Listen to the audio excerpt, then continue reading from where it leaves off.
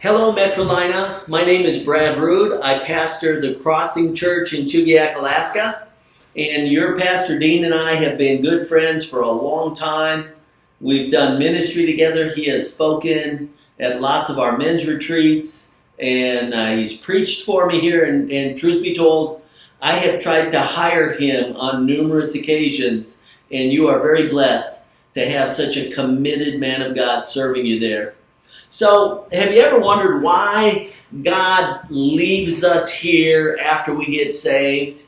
I mean, why doesn't He just zap us like a bug zapper and take us straight to heaven? Well, I believe that it's wrapped up in God's justice.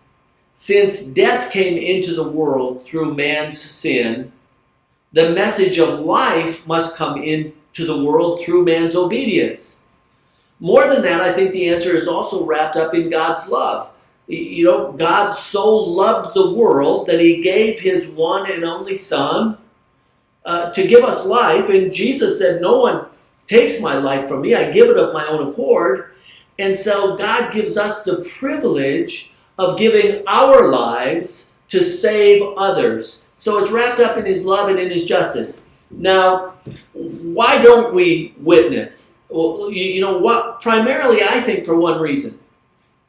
It's because I love what you might think about me more than I love you.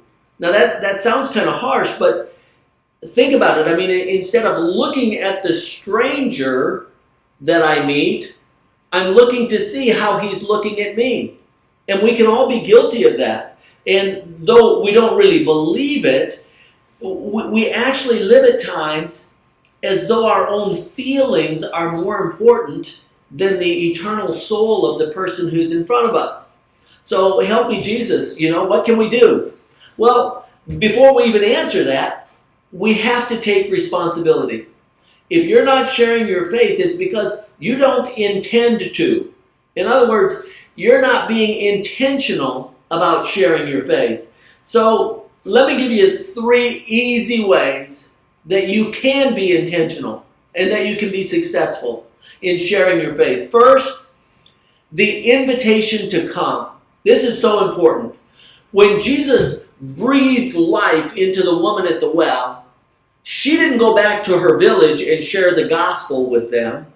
She went back to her village and she said, "Come and hear this man who told me everything I ever did." She invited them to come and hear.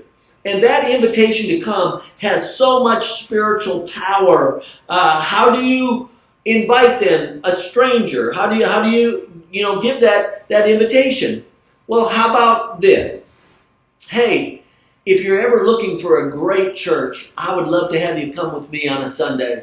Or I'd love to have you come to mine some Sunday. This gives the person the opportunity to let the invitation pass politely, or to follow up with, "Well, tell me about your church."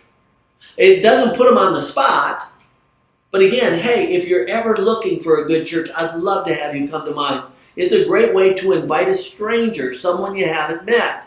And but what about the person that you have met? Or maybe it's a store clerk where you go once a week to fill up for gas, or a neighbor that you kind of bump into and wave to as you back out your driveway once or twice a week.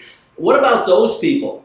I recommend that you make a list and that you begin praying for them, not just for their salvation. Start with that, for their salvation. But pray for their good, for their blessing. If you know they have children, pray for their children. If you know that they're married, pray for their marriage. Because then, at some point during the week or the week after or the next week, you're going to bump into them and you're going to be able to say to that person, "Hey, how are you doing? I've been praying for you." That is a powerful, powerful door opener, because it says that your heart has been thinking of someone who hasn't been thinking of you at all. "I've been praying for you. How are you doing?" God will use that to open spiritual doors. Now, I want to just share with you, what this praying for a person can actually do for you. So I was in a coffee shop in Eagle River, and this man walked in. He walked so slowly, it was almost cartoonish. He walked like this. His right arm was hanging limp by his side. His left hand had a cane. I got up and I walked over. I felt the Lord telling me I need to talk to him. And I said, hey, what's going on? And he very gruffly said, what are you talking about? I said, well, I saw the way you were walking. It looks like something's going on. This is what he said to a guy he's never met before. He said, I was flying my airplane and I had using colorful language, I had a stroke midair. Now I can't fly. My life is useless. And if it wasn't for my kids, I'd take a gun and shoot myself in the head. Woo! I tried to share Jesus with him at that point. He let me know in no uncertain terms he didn't want the conversation, just pushed me away. But I went back and I have a prayer journal and I wrote down in it, stroke victim from the coffee shop. And I started praying for him every single day. Every day. Do you know what the Lord orchestrated? You know, a month later, maybe a little more than that, I come out of church on Sunday morning to shake hands with people and out he walks.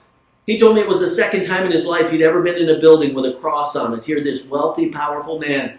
But the Lord had orchestrated things because his physical therapist also went to our church. Long story short, that guy continued to come. I gave him a Bible to read. He even actually read a children's Bible cover to cover.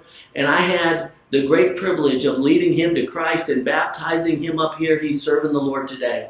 You see that prayer is powerful. Pray for those people that God puts on your heart. And then tell them, hey, I've been praying for you. How are you doing? You can do this. You can do it.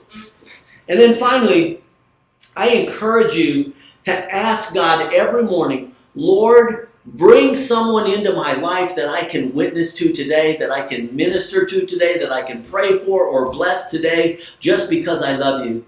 That is a prayer that it pleases God to answer again and again and again. Be intentional. God will use you to grow his kingdom. He really will. God bless you. If you're ever in Alaska, come and see us. God bless you, Pastor Dean. Love you. You guys have a great week.